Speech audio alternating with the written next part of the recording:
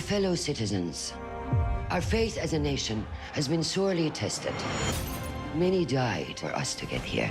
For this review, I almost feel like I need cue cards because this show, The Expanse, is very complex and it doesn't slow down to let you catch up. Sorry. Amazon runs the show now. They picked it up from Sci-Fi. Season 4 is coming up later this year, and Season 5 has already been greenlit, so there is a lot of Expanse to dig into. We just dodged a massive bullet. It's a science fiction show that takes place hundreds of years in the future, and humanity has colonized the solar system, primarily Mars and Earth, and there's conflict between Mars and Earth because humans just can't get along no matter what year we're setting our stories in. And there's also humans scattered throughout different installations on moons and basically across the solar system. But another huge component of this show and of the fiction in the show is there's humans mining an asteroid belt. They call them belters. So what the show kind of sets up is a series loaded with political intrigue and kind of a Cold War dynamic where there is this uneasy truce between Mars and Earth. But in the middle of all of that, we find all of our protagonists. One of them is played by Thomas Jane. He's a detective. Should just follow you around, don't it, kid? Somehow he gets embroiled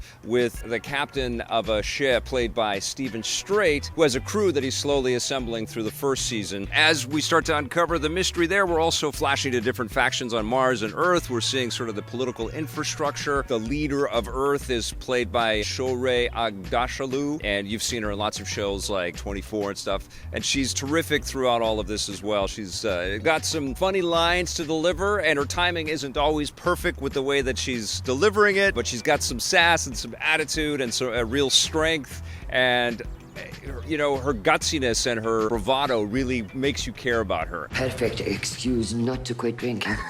And that's the thing that I found with this show as it sort of deepens and you start to realize that this mystery that's tipped at in season 1 is part of a really, really huge conspiracy that's going on. Through season 2 and through season 3, you start to see the scale of that plan that's sort of unfolding and all of these innocent victims that are about to be sucked up into this intrigue. And you feel for all of these different characters, and I think that has a large part to do with the incredible performances here. Don't do anything stupid.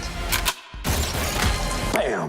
All of the cast members are great. Thomas Jane has always been a favorite performer of mine. He's always got these interesting quirks and kind of a side-eyed sensibility at the way he approaches his roles, and that's definitely true here with Joe Miller, the detective that he plays. Jared Harris does some fine work. David Strathairn is one of my favorite character actors. He's in this. Elizabeth Mitchell, who we saw in Lost and has been in tons of great things.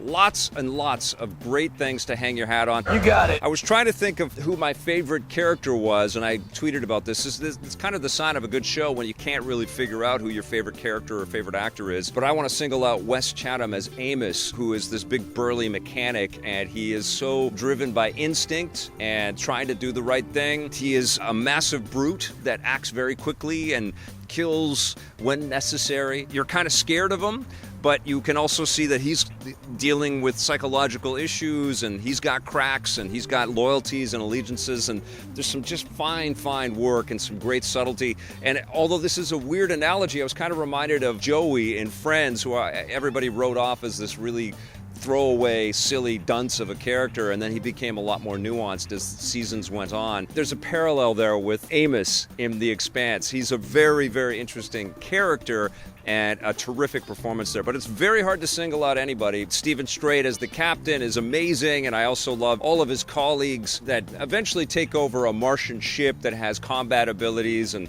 they get chased and hunted by all sides, and they encounter this incredible space marine that joins their crew. I'm telling you, this show has twists and turns and bobs and weaves, and it's like you're watching a giant sci-fi epic every episode, and that can get exhausting. No kidding. Like, you feel like, oh my God, what calamity is going to befall this hapless group of individuals? We're going to find out. But it's so well made, and there's such an adherence to some really cool fundamental ideas around physics and the way that space really affects the human body and the way that they employ gravity. And when we see these spaceships do these crazy turns and stuff, you see the effects and people flying around all over the place, or they might have to do some repairs on a ship and they've got, you know, gravity boots that allow them to walk around, and you can feel the vulnerability and also humankind's ingenuity to kind of survive in all of these hostile environments. We have arrived at the dawn of a new era. It is a truly breathtaking ride that's incredibly intelligent, but it also connects with you emotionally. My favorite sci-fi show of all time is still Battlestar Galactica.